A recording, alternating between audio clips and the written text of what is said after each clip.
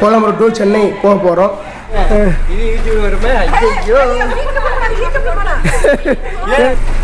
பாய்.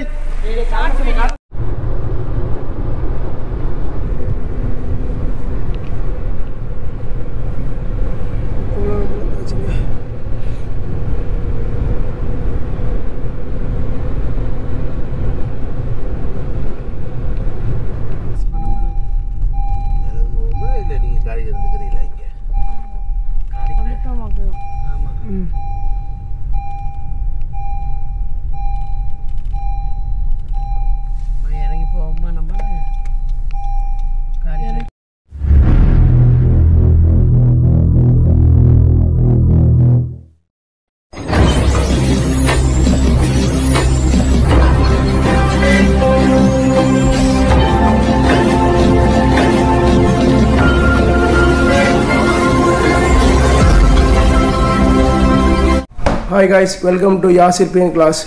இப்போ வந்து நம்ம பினாங்கிலிருந்து கோலாலம்பூர் கிளம்ப போகிறோங்க.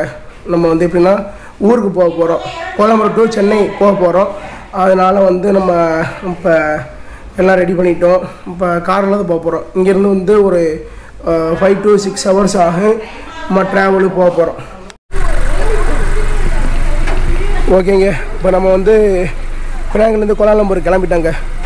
இப்போ கிளம்பி வந்து கோலாலம்பூர் ஏர்போர்ட் போக போகிறோம். ஓகே மச்சான், பாய். பாய் பாய் பாய். குரூப் ஃபேமிலி மெம்பர்ஸ்க்கெலாம் பாருங்க.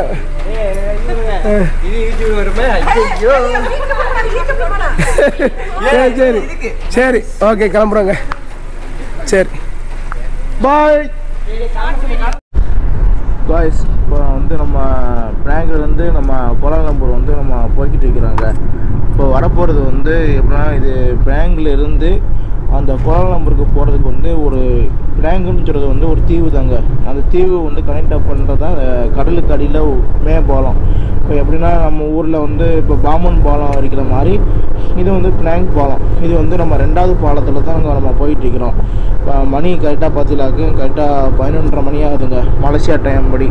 நம்ம இந்திய நேரப்படி பார்த்தா இப்போ மணி வந்து ஒரு 2.5 மணி நேரம் முன்னாடி வைக்கணுங்க. அப்போ 11:30னா 12:30, 1:30, 2 மணி ஆகுதுங்க இந்தியாவில். இப்போ வந்து நம்ம வந்து பினாங் பாலம் போய்கிட்டு இருக்கிறாங்க. இப்போ வந்து இந்த பிரிட்ஜ் இருக்குது பார்த்தீங்களா, இதுலேயும் வந்து இன்னொரு பிரிட்ஜ் இருக்குது. அந்த பிரிட்ஜ் வழியாக போனோம்னா பட்ரோடுத்து சுங்கப்பட்டாணிக்கு போகிறது. இது வந்து பட்ரோடுத்து போகாமல் அந்த மலாக்கா அந்த மாதிரி ஒரு இங்கே உள்ள பினாங் ஒரு பேர் வயலில் நுழையலைங்க. அந்த வழியாக நம்ம வந்து நம்ம வந்து போக போகிறோங்க. இந்த பினாங் பிரிட்ஜோடைய நீளத்தை பார்த்தீங்கன்னா கிலோமீட்டர் டிஸ்டன்ஸ் பார்த்தீங்கன்னாக்க கிட்டத்தட்ட 13.5 கிலோமீட்டருங்க. இந்த 13.5 கிலோமீட்டர் அதை நம்ம தாண்டி தாங்க வந்து இப்போ கோலாலம்பூர் போகிறதா இருந்தாலும் சரி, மலாக்கா போகிறதா இருந்தாலும் சரி, அப்புறம் வந்து சுங்கப்பட்டாணி, ஆலஸ்டாரு, மற்ற மாவட்டங்களுக்கு மற்ற ஊர்களுக்கு நம்ம போகிற மாதிரி இருந்தால் இந்த மேம்பாலத்தை கடந்தது தாங்க நம்ம போக முடியும். இது எப்படின்னா வந்து கடல் மேலே போட்ட அந்த பிரிட்ஜுங்க. ஃபஸ்ட்டு வந்து ஒரு பழைய பிரிட்ஜ் போட்டிருக்கிறாப்புல, இது வந்து புதுசாக போட்ட பிரிட்ஜுங்க. இந்த பிரிட்ஜு மூலியமாக போனால் தாங்க நம்ம வந்து மற்ற ஸ்டேட்டுகளுக்கு வந்து போகிற மாதிரி நம்ம போக முடியுங்க. நண்பர்களே, நீங்கள் கேட்கலாங்க, பினாங்கில் வந்து ஏர்போர்ட் இல்லையா, டேரக்ட் ஃப்ளைட் இல்லையான்னு. எப்படின்னா நம்ம எப்படியா இருந்தாலும் வந்து பினாங்கிலிருந்து நம்ம கோலாலம்பூர் வந்து தாங்க போகணும் சென்னைக்கு வரணும். அப்படி இல்லைன்னா பினாங்கிலிருந்து சிங்கப்பூர் போயிட்டு சிங்கப்பூரில் இருந்தாங்க வரணும். நம்ம சிங்கப்பூர் ஏர்லைன்ஸில் தான் நாங்கள் நம்ம டிக்கெட் போட்டிருந்தோம். எப்படின்னா வந்து நம்ம சில வேலையினால வந்து நம்ம சேஞ்ச் பண்ணோம். அதனால் வந்து நம்மளுக்கு வந்து வேறு டிக்கெட் நம்ம போகிற மாதிரி சூழ்நிலை வந்துச்சு. அந்த சூழ்நிலையில் வரும்போது தான் நம்ம இண்டிகோ ஏர்லைன்ஸில் வந்து கோலாலம்பூர் டு சென்னைக்கு வந்து ரொம்ப டிக்கெட்டு ஃபேர் கம்மியாக இருந்தனால நம்ம டிக்கெட்டை வந்து மாற்றி போட்டு வந்தாங்க. இப்போ கிட்டத்தட்ட வந்து நம்ம பினாங்கிலிருந்து ஒரு 20-30 கிலோமீட்டர் நம்ம வந்து தாண்டி வந்துட்டாங்க. இப்போ சொல்லப்போனால் வந்து பினாங்கிலிருந்து கோலாலம்பூருக்கு வந்து 380 கிலோமீட்டர்னு மச்சான் சொன்னாப்புல. இப்போ அதனால் வந்து நம்ம போய்கிட்டு இருக்கிறோம். இது நைட்டு ட்ராவல்னால வந்து கொஞ்சம் கவனமாக போகணும். அதனால் வந்து நம்ம பார்த்து போய்கிட்டு இருக்கிறாங்க. இப்போ வந்து நம்ம பினாங் பிரிட்ஜை விட்டு நம்ம தாண்டி இப்போ வந்து கோலாலம்பூரை நோக்கி நம்ம போய்கிட்டு இருக்கிறாங்க. இப்போ வந்து நம்ம கடல் பாலத்தை விட்டுட்டு இப்போ இதில் வந்து நம்ம போய்கிட்டு இருக்கிறோங்க. கோலாலம்பூர் ஏர்போர்ட்டில் வந்து நம்ம ஃப்ளைட்டு டிபார்ச்சர் ஆகிறதுக்கு 3 மணி நேரத்துக்கு முன்னாடியே நம்ம வந்து அங்கே போயிடணுங்க. ஏன்னா வந்து நம்ம செக்இன் பண்ணணும், அப்புறம் வந்து நம்ம லக்கேஜை வந்து நம்ம போட்டுட்டு போர்டிங் பாஸை வாங்கிட்டு இமிக்ரேஷனுக்கு போகணுங்க. இமிக்ரேஷனுக்கு போகணும், அப்புறம் கேட்வேக்கு போகணும். அதனால் வந்து இன்டர்நேஷ்னல் போகிற ஃப்ளைட்டை பொறுத்த வரைக்கும் எப்படின்னா டிபார்ச்சர் ஃப்ளைட்டு போகிறதுக்கு முன்னாடி ஒரு 3 மணி நேரத்துக்கு முன்னாடியே எல்லா ப்ராசஸ் பண்ணுறதுன்னு. அதே இது டொமஸ்டிக்காக இருந்தால் மேக்ஸிமம் ஒரு 2 மணி நேரம் இல்லை 1.5 மணி நேரத்துக்கு முன்னாடி நம்ம இருக்கணுங்க. அதனால் வந்து நம்ம வந்து இப்போ கோலாலம்பூரை நோக்கி நம்ம போய்கிட்டு இருக்கிறோம். போகிற வழியில் வந்து இப்போ லாங்குனால நம்ம டீ பிரேக் ஏதாச்சும் எடுத்துக்கிட்டு அப்படியே நம்ம கண்டினியூ பண்ணி நம்ம போகணுங்க. போனதோட வந்து நம்மளை வந்து விட்டுட்டு நம்ம மச்சான் வந்து திரும்பி வந்துடுறப்ப பிளாங்கு.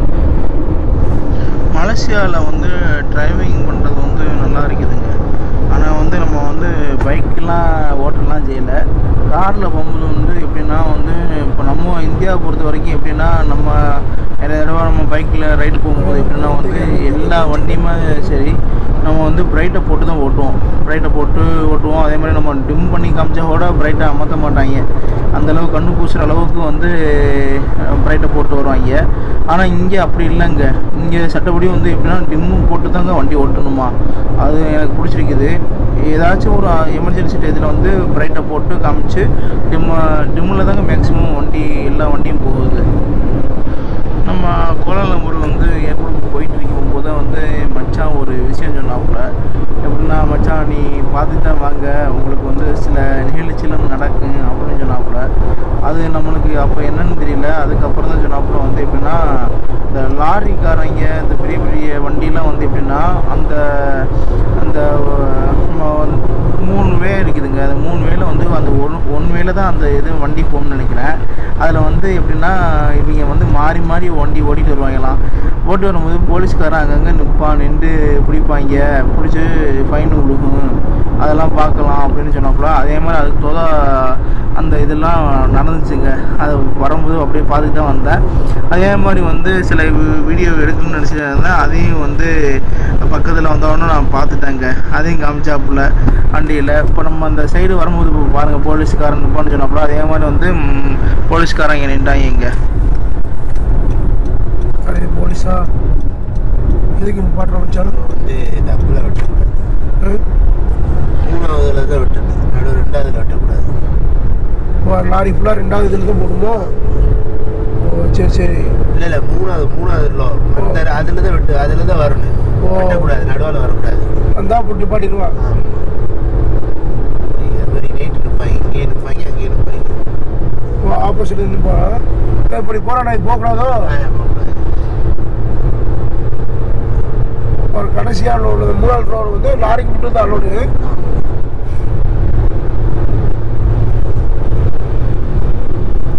ஏன் அங்கே நிப்பாட்டி போட்டிருக்கிறேன் லாரியா? ஐயா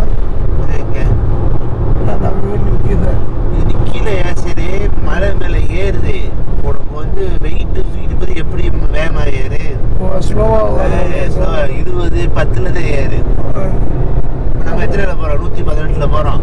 அவங்க எத்தனை போவாங்க? 10 20 ஏறுவாங்க. லோ கியர்ல தான் ஏறுவாங்க. ஹில்ஸ் போகிறது. ஆமாம்.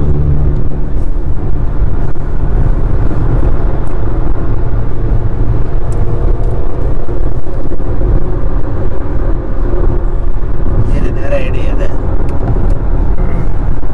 நான் வந்து ஃபேவர் எடுத்துருக்கா அப்படிதான் இருக்கு.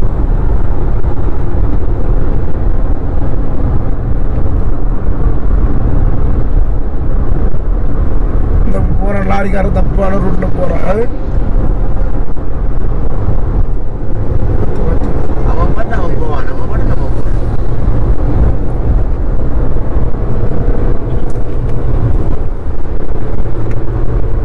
இன்னும் அந்த குகை வரலையோ? 5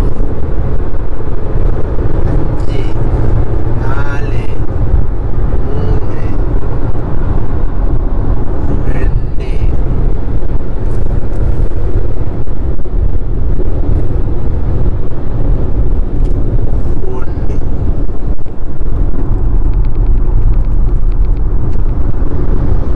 வந்துருச்சு குகை.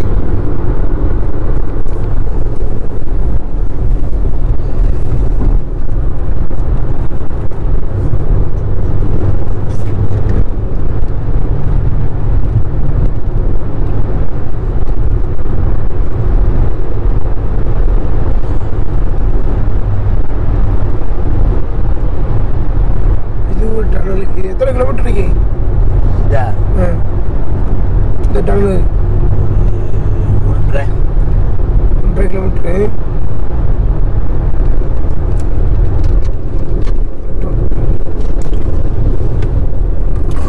மலேசியாவில் மொத்தம் 4 இருக்கு. 4 டன்னுங்களா? பழைய ரோட்ல இது மாதிரி இருக்குல்ல, பழைய ரோட்டில் இல்லை, சின்ன அடிச்சிட்டாங்க. இது புகை புதியில்ல பிளேயர்ல சின்ன அடிச்சிட்டாங்க.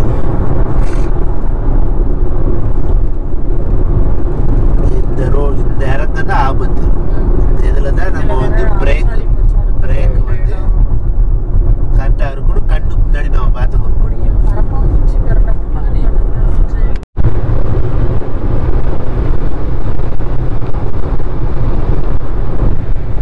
கேஎல் ஏர்போர்ட் கோலாலம்பூர் வந்துருச்சுங்க. கேஎல் ஏர்போர்ட் வரும்போது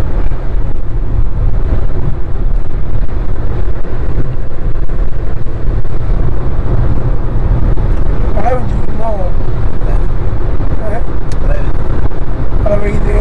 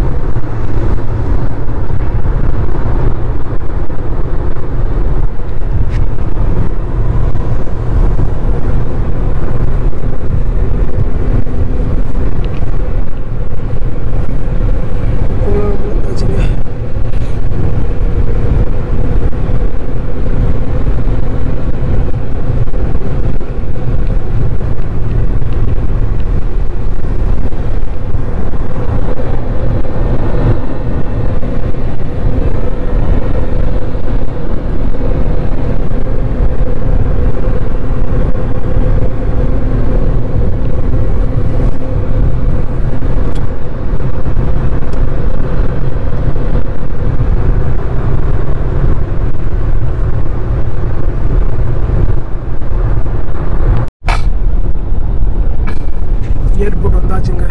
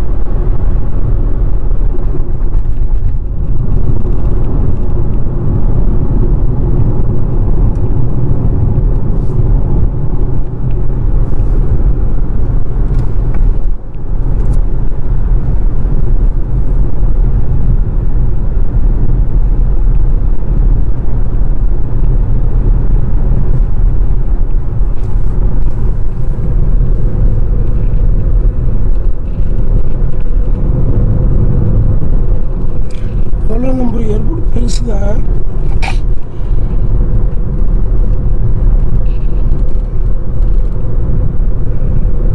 கிடக்குதா மாசு.